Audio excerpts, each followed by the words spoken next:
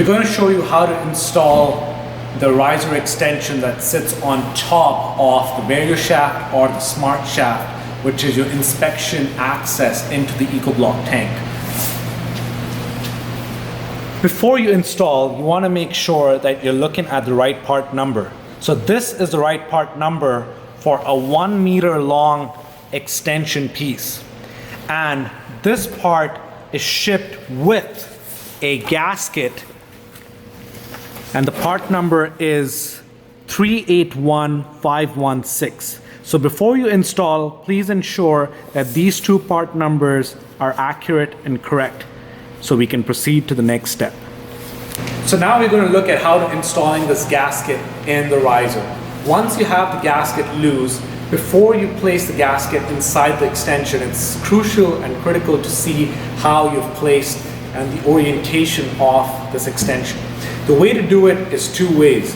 Number one, you want to make sure that the spigot end of the riser is placed inside the barrier shaft or the smart shaft cover.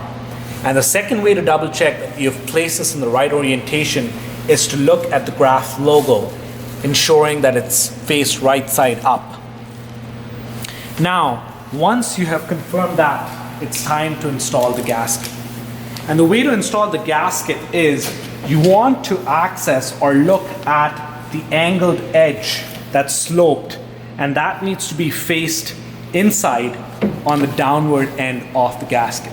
The way to place this would be in the grooves located inside the riser, and it can be placed in any of the grooves depending on the height of your dome shaft and the desired finish cover that you have on site.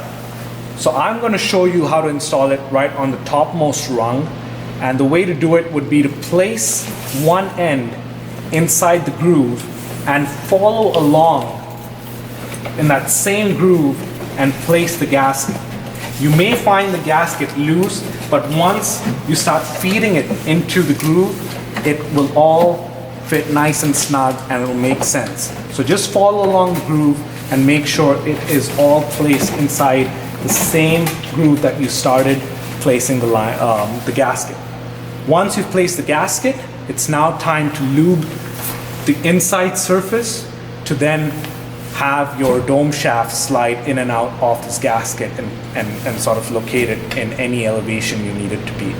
And if you're not able to follow the video, there's also a handy image that you can follow that comes with the gasket on how to properly install the gasket to secure the dome shaft.